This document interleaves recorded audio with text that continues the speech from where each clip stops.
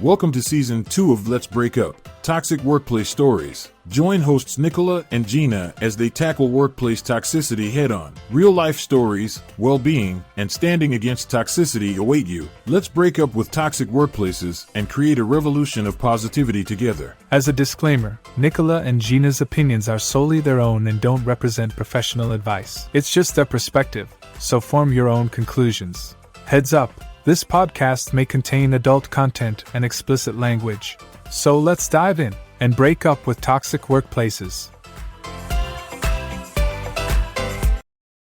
Kia, why don't you introduce yourself to our listeners? Tell us a little bit about who you are, what you do, what you want to come on and chit chat with us about. Again, we're just so thrilled that you do want to come and chit chat with us. So, yeah. So I'm happy to be here as well. Thank you.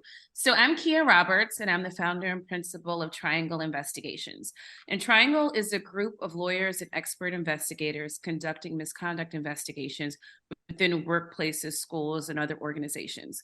So when I say misconduct, think sexual harassment, discrimination, retaliation. And then we also do sexual assault investigations within college campuses and private schools. Prior to founding my firm, I was the first ever director of investigations for the NFL, where I did the investigations for NFL players and employees accused of violating the NFL's code of conduct. So that was everything from workplace bullying, sexual harassment, all the way to the super high profile incidents involving allegations of domestic violence, sex abuse, animal abuse, and child abuse. Prior to the NFL, I spent about a decade as a prosecutor in the district attorney's office in Brooklyn, New York, and I finished my time there as a homicide prosecutor. I'm also from New York, so. And I finished my time as a homicide prosecutor doing murder cases. I got my law degree at Vanderbilt. I got my undergraduate degree at Duke.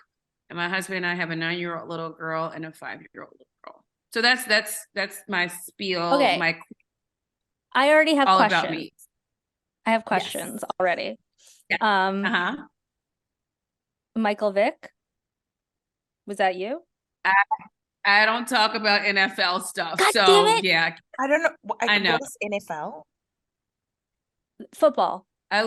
Is it like football with the American football? Mm-hmm. Yeah. And I'm so annoyed, just personally, not really, but personally, because I just wanted a yes or no. I didn't need the details. I also did want the details. By the way, I'm lying to you. I did want the details. Please. So... I tell this woman that a woman has been unfortunately and horribly murdered on the end of my street. And she's like, give me all the details. I was like, I don't have any details right now, except for what's going on in the community.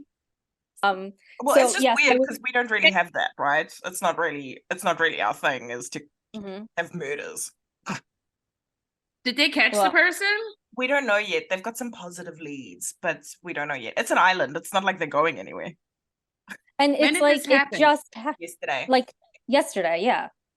Oh my goodness. Yeah. First 48. Literally at the end of my street. Did you say first 48? Wait. I walked past a dead body rolled up in a rug on 145th Street in Frederick Douglass a few years ago. And didn't realize it until the whole sidewalk was cordoned off by police. And then I was like, and then I read about it on the internet because I was like, what's going on? I was Googling it. And then I was like, oh, that's the rug I walked past. Totally oblivious. So, okay. So circling back. So when you did these, when you started getting into workplace investigations, what kind of led you into that space? Because I feel like that's I realized that that's an interesting jump from NFL into more corporate-y or different workplaces.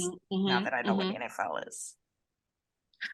Okay, got it. So the idea to found my firm came to me. I was actually on maternity leave with our baby, who's now 5. So this was 2018, and this is when the Me Too movement was really blowing up. And every other second, you were hearing some horrific allegations about Harvey Weinstein or someone else just horrible doing things to people. And I really saw a shift in multiple shifts. One of the main shifts was shifts in cultural expectations about what is and isn't okay at work, right?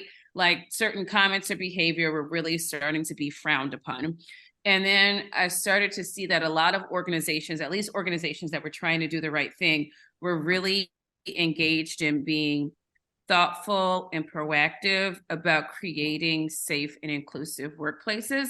And that type of work can take a lot of different forms. That could be that they were requiring their employees to attend anti-sexual harassment training. There's all these different kind of, at that period of time, there was a really big societal shift around this in a way that showed up tangibly in workplaces, in my opinion. And then actually not too long after, if you consider the Me Too movement to be over, and I'm not sure that it is, but not too long after Me Too really blew up, New York State actually codified some things into law around sexual harassment to really speak to this moment. So it was just like a really hot time. And I just thought, I have a resume that's really well suited for this, and let me jump out there and see where it goes. And it has gone obscenely well. And I'm super, super grateful. I always say, good news, my business is going really well. Bad news, people don't know how to behave themselves. So, right. Well, right. Well, people are weird. So, I love that. I love that you just kind of created this whole thing for yourself. I also that's love awesome. this. That's so awesome. So what are some of the things that you're seeing coming through most prevalently? What are some of the things that are, you're getting called up the most? And, would love to know as well, like, when do people call you? Like, when is it in the right. process that they're like, oh shit, something's going down? Right. That's an excellent question. And it goes a few different ways. I say, if you are being thoughtful and deliberate, you call me or our firm, the lawyers that work with me, kind of the second that you start to get an inkling that there's about to be some serious allegations, right? So you get that first call from HR or someone's manager. And, a lot of the reasons that people call us instead of doing investigations internally, right, within their own HR department, is there's a lot of different reasons. People don't have the bandwidth. I think that a lot of organizations are realizing that the amount of hats that HR professionals are being asked to wear at this point is just completely unreasonable. And somebody who knows how to handle benefits and time off and onboarding is not necessarily the person that knows how to do an investigation into really sensitive applications related to ethnicity, race, sexuality, gender, etc. So some people call us when they first realize, we really don't have anybody in HR that we feel comfortable with doing this. Option number 2 is the person who the allegation is being made against is in HR or is like, a senior person within the organization. And they just, feel like for the appearance and to avoid any allegations of impropriety, it's best to just outsource it. And then option number 3 is when things really blow up in the press, we get the frantic call from either the company itself, their crisis communications / public relations people, or, their general counsel. And unfortunately, once things are in the press and you've gotten the scathing article or, a blurb on TV, it becomes super, super time sensitive. And it's just not a posture that you want to be in as an organization, because it looks like you're kind of trying to sit on things until you really got forced into taking action. So that's kind of the range of ways by which people approach us and find us. And do you find people are coming, is it more around like sexual or harassment allegations, or is it more around, as we kind of become, because I know you and I spoke about this when we first caught up, is I'm curious to know, is it becoming more prevalent that we're talking more about race as well? Right. So I would say the hot topics right now are just general discrimination and disparate treatment, especially related to allegations of race. One other big trending topic that I've seen, I would say over the last year, is people having complaints about civility, right? Which isn't necessarily discrimination, but it's just like people being really obnoxious to each other at work. Right. In a way that, especially if you're like from a historically marginalized group, you're like, is this person a jerk? Or is this because I'm Black? Or is it because I'm queer or whatever it might be? And that can sometimes be very, very difficult to figure out. I finished an investigation recently where one of these team members, multiple team members were saying that this person deals with us in a way that it feels bullying. It feels like bullying. It feels like being personally attacked. And this person would send people emails like, okay, so imagine I send Gina an email, half the words are in all caps. I'm putting different fonts. Some of them are in bold, like I told you to, and I think that the most of us that feels a certain way, like reading emails that are written and scripted that way. So the point is that person did that and a few other things. And people were like, I don't even want to interact with this person, right? Like they're rude when they speak to me. The emails are really nasty. And I was working my way through it, and there were people who made allegations against this young woman. They were a variety of races and ethnicities. And I was just thinking to myself, well, what is that, right? It's not like necessarily race-based discrimination. It's just like you're being a jerk. It's equal opportunity jerkism. Right. No, absolutely. So I've been seeing that a lot where people don't necessarily want to call it discrimination and they don't want to call it bullying, but it is like a general lack of civility that's affecting their workplace experience. Did you get to the bottom of why this person does this way? Because that sounds almost like a neurodivergent scope. That's exactly what it was. That's what she claimed. Oh. And then, so that's actually something I was going to get to. So this is something I'm like fascinated by. Like my team and I want us to like, over the last few years, like trauma-informed interview techniques have become like super popular, right? Yeah. And I think that there's maybe a lane that's opening for like neurodivergent investigations involving neurodivergent people. So when I interviewed this person who interacted with people in a way that people really found to be objectionable, she's like, I'm neurodivergent. She's like, sometimes I don't understand that what I'm saying is going to be received by people in a certain way. And I think that's fascinating because then what, right? And I'm not trying to say she was using neurodivergency as an excuse, but I think it comes back to one of those discussions around intent versus impact, right? So perhaps she did not intend to offend people or make them feel bullied or threatened, but that was the impact. And I just wonder how organizations are going to really work their way around that. I think it's going to be really difficult. It is going to be difficult. We spoke to a neurodivergent and autism kind of specialist who is autistic himself. It was fascinating. Did he have any recommendations or tips, on neurodivergency in the workplace and how to navigate that? So he provide guidance to businesses on how better to equip the business with like a D&I strategy to deal with neurodivergency as well. It's right. Honestly, so fascinating. That's so good. That's really interesting. So I guess my question here is, did this particular person disclose that she was neurodivergent? She did to me during my interview with her. I'm sorry, to the employer, because I think one of the big takeaways with Shay was that he was like, once you're part of a group or a team, disclose it, because then it's up to the employer to help you make accommodations so you can work in the best fashion, like the best way possible. Like, how can we get this person who's really good at XYZ to continue to perform, taking into account their emails might be shit. Right. Like, so this guy, Shay, who we spoke to, he had like an auditory thing, I think, right? Like he could hear the humming from certain types of lights and it like was amplified for him. So like, or he gave us an example. And so somebody just gave him like noise canceling headphones, and, like the office manager arranged for, off like the headphones or removing the light and putting a different light.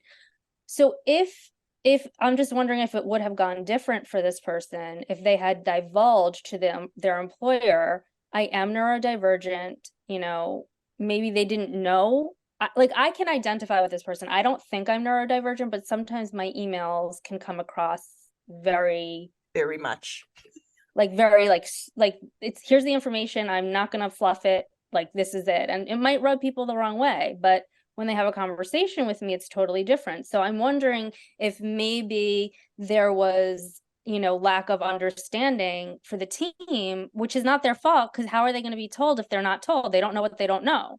No, that's an excellent point. But I also see the other side of it where a person may not want to share that.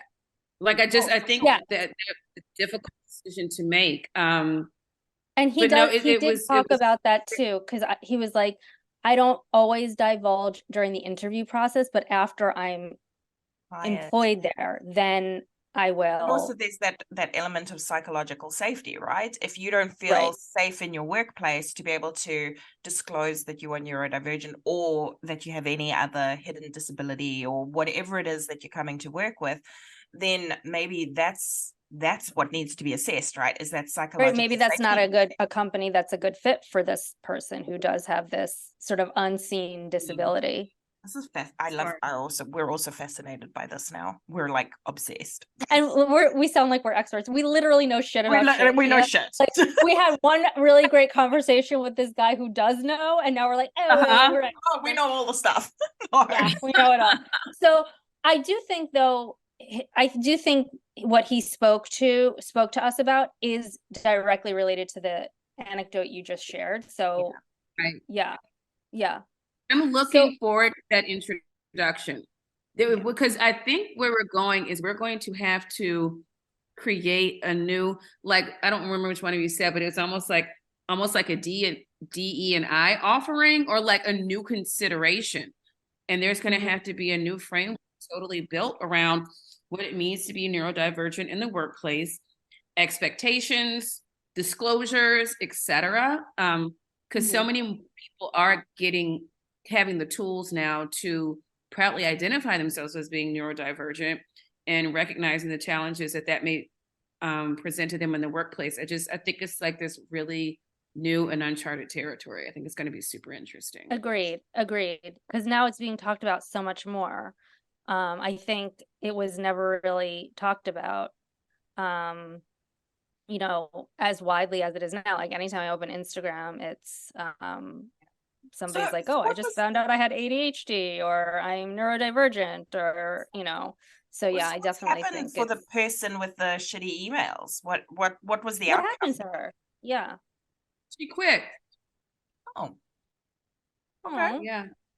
Yeah, she said, it just seems like everybody hates me and I've upset everyone so much, and I think it's just best if I leave. I mean, I think it could have been handled differently, right? So, like, even if the investigation landed that we found that she violated the organization's policies around being, respectful and professional in the workplace, that's something that can be coached and addressed. I don't think it was necessary for her to quit. Nobody, pressured her. That wasn't my recommendation that she be fired. She just said she'd had enough. So, yeah. I'm curious to dig a little deeper now, because in our first chat that we had, we spoke quite a bit about microaggressions and how those are starting to reflect, like, in the workplace now, and how hard it is to kind of investigate those, right? Sure.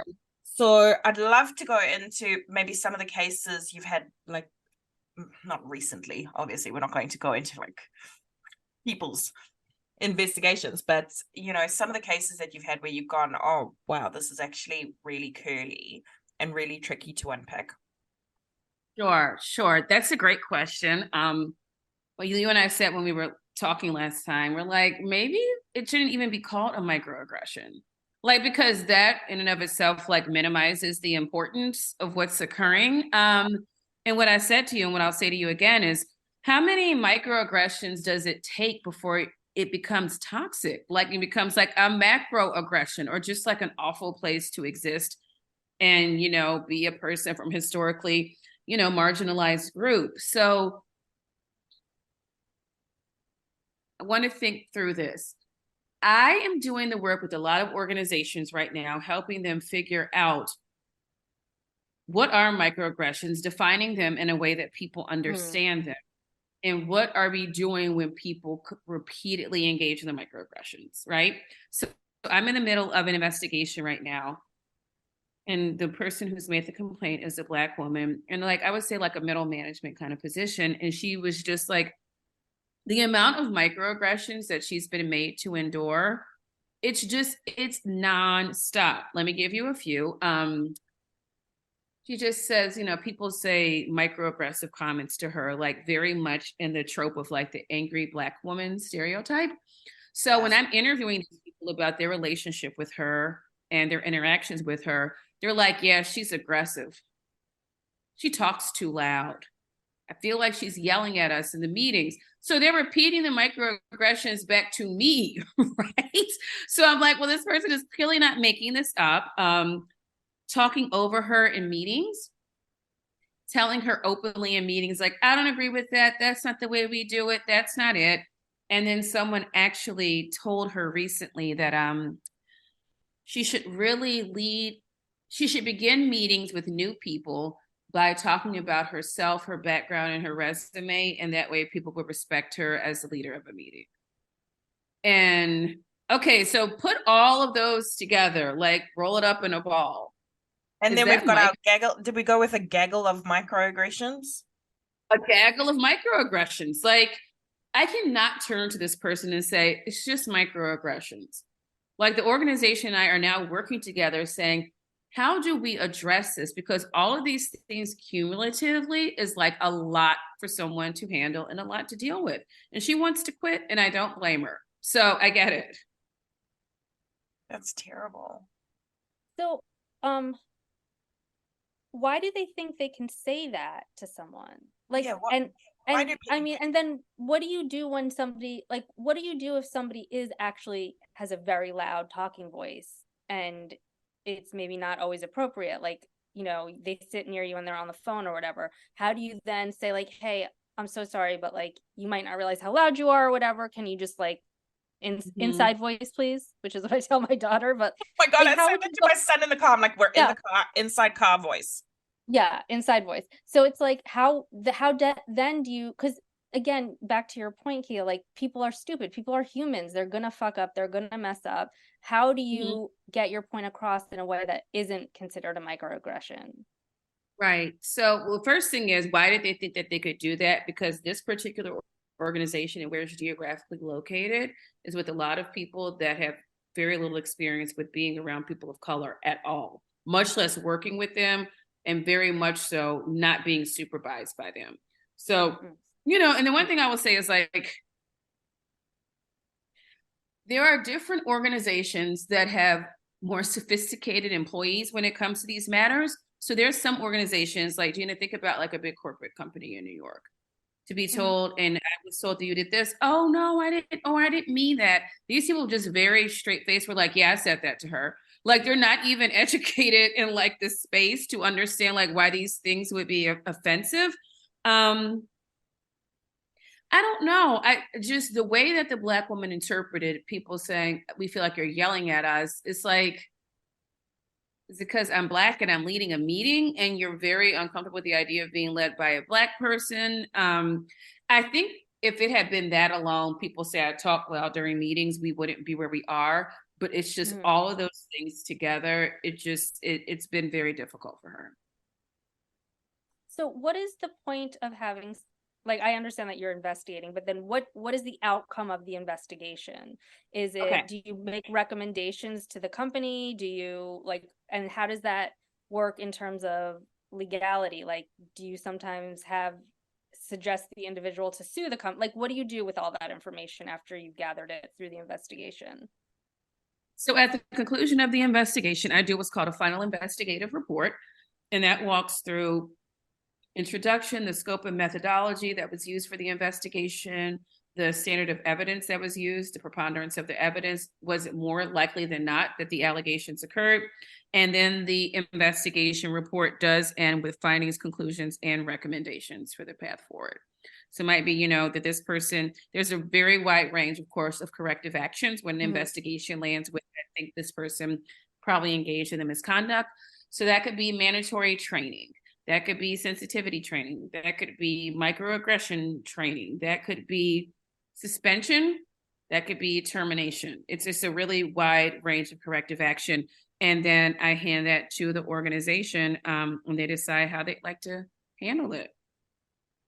I feel like that's something in New Zealand that we're really just a little bit far behind on, is kind of that microaggression awareness and that microaggression knowledge, I want to say.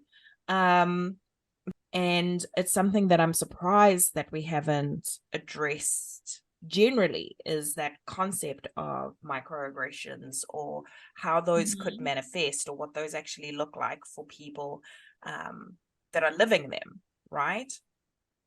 Sure. So what would you recommend as, for like a starting point for people to kind of start unpicking what it could look like in their workplace? Right. Right. So I think every workplace is different based on the demographics, but I think people can do a Google search of microaggressions and look at examples. I think that is very important for organizations and senior management to really have that discussion with employees and identifying it by name. This is a microaggression. Here are examples of it. We have an anti-microaggression policy. If you are found to have engaged in microaggressions, this is the range of corrective actions that you could be subjected to.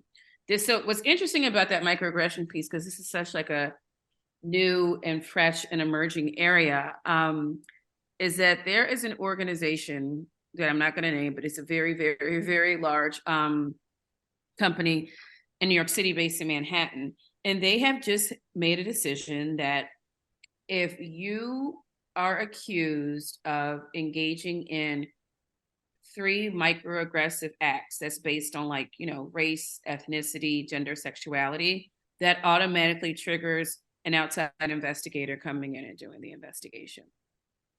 Automatically. And how do those get logged? How would I was just gonna say, how does it get reported, and how is it proven? I feel like it's gonna be so difficult.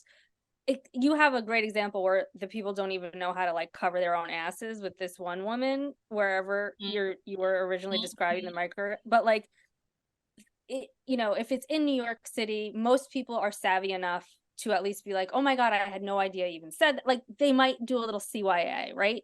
And I think it might be harder to prove when there's more savvy people involved. So let's hear about that. It's my experience that those human resources business partners within this particular organization, they are really excellent record keepers, right? So it's first I heard that Gina may, misgendered someone. Then I heard that Gina made a nasty crack about Pride Week. Then I heard that Gina made a nasty crack about Black Lives Matter, right? So you're documenting this and really trying to have a system in place where you're that's 3. This is just an example. I'm not like that. I appreciate this organization's stance that they're taking, because they're realizing it can't just be that HR is these are interpersonal issues, because at a certain point it gets way beyond being interpersonal issues. And it's I don't want to be here. Yeah. I don't want to be here. So, they're trying to pay attention to it. I'm very interested in seeing how long they keep this going, and if they're seeing results, right? Mm-hmm. Yeah, because again, what are the outcomes? So you've got this new policy in place of 3 strikes and you're out, essentially. So, what's the outcome of this? Do we have people that are now fearful, or, something I might say is misconstrued as a microaggression, or am I just being a blatant asshole at work? Right, sure. I think that people could definitely be fearful, but I also do understand the long-term implications of what occurs when people just keep saying offensive things, whether you want to call them microaggressions or not. It has a really, really just a really negative effect on the workplace overall. Yeah, of course. So, but I feel with all these rules, right? How does that create a psychologically safe, that's what you're saying, Nicola, the fear. How does it create a psychologically safe work environment where, if somebody did say something and you want to report it, or if you said something and you truly didn't mean it that way? I misgendered somebody once, and it was a complete accident. I called a he a she, or vice versa. I don't remember. It was just I wasn't thinking clearly. I was getting to my point, and it just accidentally came out. I don't know. I would be terrified of doing one thing wrong in a situation like that. Right. I think people have to be terrified of doing one thing wrong. I just think that's where we are right now, and I don't know if that's the right answer. But I think that, whoops, what happened to my light? I just think that and I mean, and I want to make this clear. When there are instances where in this organization, where they're saying, you know, if you are alleged to have engaged in like 3 microaggressive comments, et cetera, that automatically triggers an outside investigation. That does not mean that person's going to be terminated. It just means that we're going to get a fresh set of eyes on this. And maybe you need education and training regarding the microaggressive statements and why what you said was problematic. The organization, that particular organization, I think is approaching it from much more of a learning and growing angle, as opposed to being super punitive for people making mistakes, which I think is I think that's the right way to handle it. Mm-hmm. Yeah. Now, because I know a number of lovely people, lovely. And I know that the question is going to be like, you know, yeah, but what's the point, right? What's the point? Because, you know, microaggressions are really just imagine. You know, there's that whole system of thinking where actually microaggressions aren't really a thing. So what do we say to these people? What are we saying to, you know, Aunt Agnes, who has got no concept of the problematic nature that comes with microaggressions? Because I think there's probably going to be some of our listeners that are like, there's no such thing. Come now, stop that crap. Right. What's the big deal? I mean, I think there are some people who are just generally resistant to it as a concept. But what I always try to explain to people is it's death by 1,000 paper cuts, right? So standing alone, maybe it's, you know, not earth shaking, but just being subjected to that again and again and again. And one example that I give people is imagine something you're insecure about. I don't know, the way that you look, the way that you dress, your financial situation, whatever. And someone just keeps on making kind of weird comments about it. Number one, first time, maybe you let it roll off your back. But after a certain amount of time, you know, this is something that, you know, is a core part of your identity and who you are. Can you agree that at a certain point, you would start to feel angry, hurt, disrespected, and marginalized? And when I say that to people, they do start to get it. Yeah, that's actually a really good example, because that gives you like that, you know, you personalize it for people, right? Because I think that's that's the big thing, is people don't get that there is it's a hard thing to be empathetic about unless you're thinking about it, how it might personally affect you, right? Because it's like you don't really, especially if you're not like very self-aware, you know. So and I don't think many people are self-aware. I think it's rare that you have high functioning, like good employees that are also completely self-aware. Like I think it's a very rare combination. But yeah, I mean, it's such a fascinating topic. I think that, you know, and then again, I'm guessing you can combine the two together. Now you've got microaggressions, you've also got neurodivergency as well, and you're combining those two together for like a perfect storm of, you know, situations in the workplace that would lend itself to being very toxic. And you've got people around you that are just going like, what is happening? Right. And I think that a lot of organizations have been put on notice. I was watching the news, this was years ago. This is not my phrase. I did not come up with it, but I stole it and I like to use it all the time. Just talking about like social media and cancel culture. And the person on the news was saying that what we've seen over the last few years has been the democratization of the microphone, right? So it's not, you don't have to go file a lawsuit. You don't have to go get a PR person to get a message out there. You can just send out a tweet, or you could post something on LinkedIn, right? And I think a lot of organizations that have recently gotten bad press about being organizations that are toxic or harmful for Black people or queer people, et cetera, it's usually because of a bunch of microaggressions. So you now have 20 people that identify as being queer, and they each have 5 microaggressions each that they feel like they've endured. You put that together, and now it's a New York Times article, right? About how this is a really difficult, place for a certain group of people. And that's why, when we do like the microaggression math, you have to be really careful with how you're quantifying it and how you're quantifying things and how you're counting things. So I feel like, and this is maybe the incorrect thing, right? But I feel like with sexual inappropriateness, because that could be very many things, right? I feel like that's more like cut and dry. You've got a really clear indication that, oh yeah, 100%.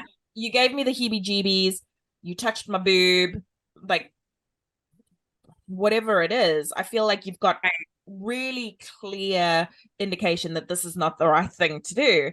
Whereas now you've kind of got this really, like, I want to say almost gray area of information where you've really got to deep dive and really kind of get into the workplace's culture to understand exactly what's coming out of it more. How do you approach that? Like, when you go into an organization, like, what are some of the first questions you're asking to kind of get that culture pulse check?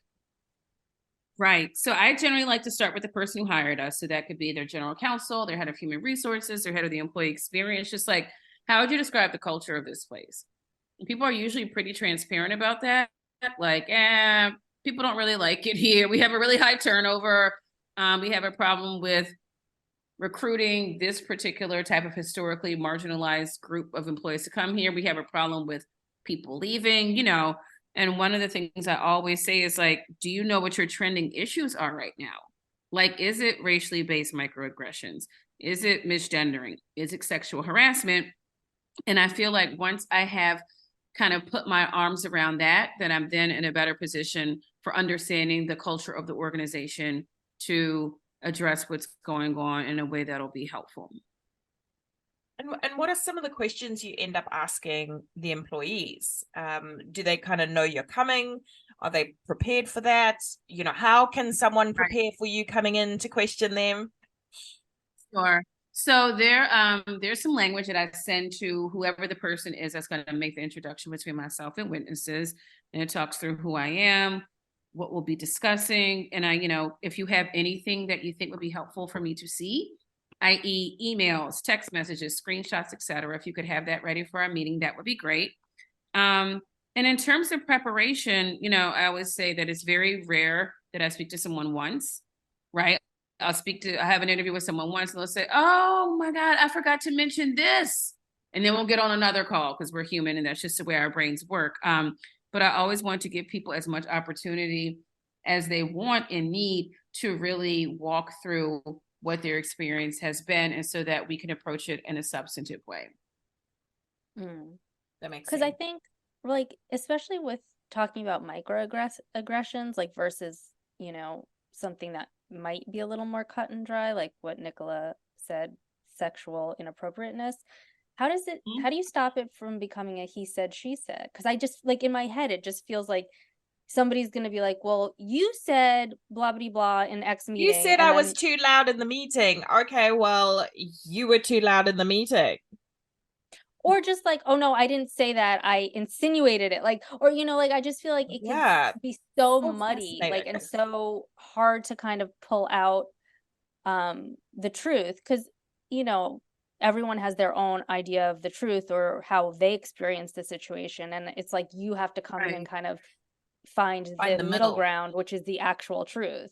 So how do you do that how does that work? Like, the whole idea overwhelms me in my mind. I'm like, oh my God, I wouldn't know what to say. I'd be like, everyone's talking at me, they're using too many words, please leave me alone. Yeah, how do you? You're asking what exactly? Like, what's the approach for what piece of it? Well, like when you're gathering to avoid evidence, the he said, she said. How do you avoid from getting being bogged down in so-and-so said this and so-and-so said this, and how do you kind of arrive on your truth? So, right. And just by nature of a lot of these investigations, a lot of them are he said, she said situations. That's just the way it is. This person did not make this offensive comment in front of the whole team. They just said it specifically to you. Right. So when it lands that way, I'll try to I'll try to speak to the person that made the complaint, right?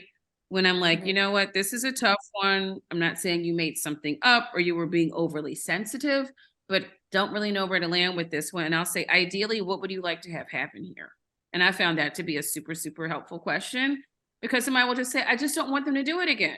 And I can go to the person and say, listen, this is what you said. This is how it was interpreted and received. This is the impact it had upon this person. In the future, maybe we should try to fill in the blank, right? And I think that sometimes that's the best it's going to be, right? Like, it's not always going to be, oh my God, I cracked the case. I know what happened here. And then it's not always going to be like, here comes the hammer and you're getting fired and walked out by like security, right? Like, there's a lot of shade between that. Sure. Because I'm like, oh my God, what if you went into some place and found like a whole like embezzling scheme that was big, like this is like the stuff like TV makes you think, right? Like Goliath and all these things. It's like you go into like settle a little thing and then it's like there's a big thing behind it. So I'm waiting to hear that story, which you may not have yet, but you might one day. Television show? Yeah. It was on Amazon Prime. It was about a lawyer who like took a small case and then it turned into this big thing. So as he was investigating it, it like turned into like a whole like thing. There was like, Good? You like it? It's very good. It's very good. There's no more season. For a new show. Yeah. I recommend The Consultant. Have you done The Consultant yet? Yes. And I really, really liked it. We're obsessed. It was so weird. Season 2. I didn't like the season 2. He's gold. He's just a man made of gold. He's a non-entity. He's just like a machine. Anyway. Well, now we digress. Try Goliath. we digress. Yeah. Circling back. So okay. So coming in. Have you had any of those crazy investigations where it turned into be something way like you were like, oh shit, that was just like the tip of the iceberg? If you have to think about it, the answer is no, because you would know. Yeah, no, I don't think so big that you would be like, yep.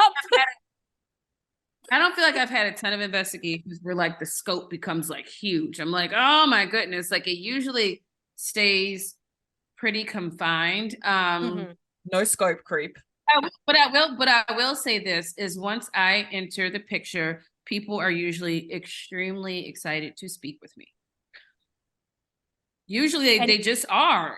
They're like, do they just want to spill the tea? Are they like, let me tell you what John Smith did to me one day? Like, oh my God, they like Shannon that? in accounting? What? The worst. They almost turn into like therapy sessions, and I just have to sit there. I'm like, well, there's some, it's like, well, I don't know anything about what John said to Sue, but I do know when I was on maternity leave, they kept emailing me and they wouldn't give me a break, so you just have to let people speak about their experiences, and which is also good because at the conclusion of the investigation, I'm able to go back to a client and say, I know we were investigating this specific allegation, but I want to make aware of other concerns that people have brought up during my conversations with them.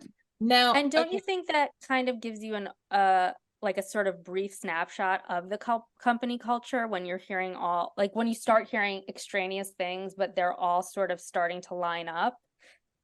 Yes, I think that's exactly right. And I think with the work that I do, sometimes it becomes very clear to me that I have the complete buy-in of the leadership, and they are really taking this seriously. And sometimes it's like, you aren't taking this seriously at all. Like, it's a risk management move. There was an investigation that I finished recently, and it was a man that was accused of sexually harassing his female coworker. So I completed the investigation. I feel very confident that this happened. Like, this man sexually harassed her at a company event. Her face falls. Like, the whole table's looking. Like, it was very obvious that, he'd said something, right? So I concluded the investigation. I'm like, I found that he did engage in this conduct and he violated your company's code of conduct regarding sexual harassment. Like, he's going to have to attend a training. I have a good friend who does that type of training. He's like, got it. I'm like, okay, now this is the CEO of the organization. He was like, thank you so much. Okay, so let's set up a call between you, him, and myself, and we'll talk through your findings. I'm like, let's do it. I mean, we do that all the time. We got on that call. The CEO like threw me under the bus, a weird way. He's like, I don't see anything here. I'm like, we just spoke about this yesterday. Like, you cannot be serious. So in organizations like that, the CEO is like, we're on the call. We're on board. He's like, I got it. And then we got on the call with the person who engaged in the sexual harassment, and you're like minimizing it and like questioning the investigation. And I was like, what was the point of this exercise? Like, you know what I mean? Like, why did he do that 180? That's so weird. Because this particular organization, a lot of their money is based on sales, and he's one of their best salesmen. And I think once he got into that meeting, he started to think, I don't love that he did this, but at the same time, I don't want to ostracize him and make him leave. I think that's exactly what happened. But couldn't he just say that? Been like, I do think you did this. It was like, a small blip on your radar. Like, obviously this is inappropriate. We're going to send you for training. We're here to, we're like, couldn't he have announced or just discussed it in a way that was nurturing rather than minimizing? Like, we're not. He could have. Point. He very much chose not to, and it definitely felt like a good old boys moment. Like, it's nonsense. And it's like, you know what? You did not have to hire me for this. You could have just ignored it. You know what, kid? You get paid at the end of the day. You get paid. So who fucking cares? I mean, like, get that money. True. Like, but that was pretty rare. Most people don't do that. Yeah. Like, does it feel demoralizing when that happens? Or are you just like, whatever, I did what I was hired to do. I did a good job and now it's out of my hands. Like, how do you feel? And again, you said it was rare, so I won't say it was demoralizing, but it was shocking. Like, because the CEO seemed like a really good guy. And I think usually when people hire me, it's because you're taking this seriously. Like, if you're involved in cover-ups and sticking your head in the sand, you're not hiring us. Like, you're just not. So for us to have been hired and then for him to have taken that position on the call with him, it just was confusing. But I think I just realized that, it's one of those organizations that is very concerned about bottom line and profitability, and he's one of their best salesmen. And the takeaway that I got from that conversation was that, profitability and margins in that organization are more important than workplace culture. And that was the takeaway. Which is probably detrimental to the company as a whole versus just approaching this one good salesperson and say, like, we value you. We don't want to lose you. We do need to send you for this training. Let's figure out a way, collectively to make you better and more comfortable here. Like, I do believe it was a one-off. Like, you could have even thrown the guy a bone. Like, you were probably drunk. Right. You wouldn't have done this normally. Like, whatever. You could have given him a bone, but still gotten the point across and done it in a way that maybe makes him even feel valued as an employee there. Right. Well, and by the way, I feel very confidently that this person is going to do this again. I heard too many things. But I mean, better than me. So but he probably will. And he had a thing with the young saleswomen always being around, and he wanted to mentor them. It was just like a lot of things that put my radar up. Yeah. Yes, it's red flag. This wasn't a one-off. So yeah. We're kind of coming into the silly season, right? What we call the silly season, which is a great opportunity for us to have Christmas parties and get drunk and do inappropriate things for no particular reason, because just because we're wearing, I heard at a conference the other day, just because we're wearing the hot dog suit doesn't mean we stop being Joe from HR. So what are the things that people can do to avoid that happening at their functions or work things that are coming up? Don't drink. You can't. You're like, you can only be responsible for yourself, right? And this person who made the sexually inappropriate remark to his female employee, he said to her, do you know why you're the #1 salesperson in your region? And she's like, because I work really hard. He's like, no, it's because you're effing hot, man. Ew. You know, just so in that particular situation, there's not anything that this woman could have done to stop him from saying that. What is wrong with me that I'm like, that's not even that bad. I've had worse. Well, well, when I spoke to her, she was like, it's two things. First of all, I thought it was inappropriate. She's like, second of all, we were like, you know what, like at one of those big rounded tables. She's like, I had a visible reaction because I was upset and embarrassed, and everyone's turning and looking at me like, what's going on over there? And she was like, and #3, I work extremely hard. She was like, so it was, offensive to me for all of those different reasons. No, and I'm not saying that it's not. I'm just saying, what the fuck is wrong with me that I'm like, compared to everything else I've been through in like my like whatever 20 plus career of being like working. I've had worse said to me as well. Which is also why when the organization hired me to do the investigation and then kind of like did this 180 at the end, I was like, that's interesting. Mm-hmm. Yeah. I mean, granted, all those things that happened to me were like in the early 2000s. Like, I think we've come a long way in corporate culture in America in terms of what is appropriate and what's not. Takeaways. So one thing that I always tell people, and this is whether it's related to microaggressions, sexual harassment, bullying, just anything that is making your workplace experience negative, document it, right? I think sometimes people overthink what it looks like to assert yourself or really properly document what's happening to you, right? You don't need to go get a lawyer. You don't need to pay a retainer. You don't need to go get like a secret recording device. You can just use the notes section of your app and, this date, this time, this person said this. We were here. It made me feel this way.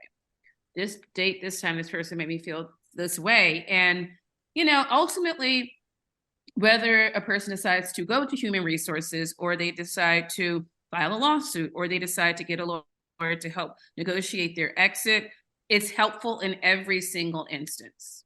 So that's my one tip that I always give everybody.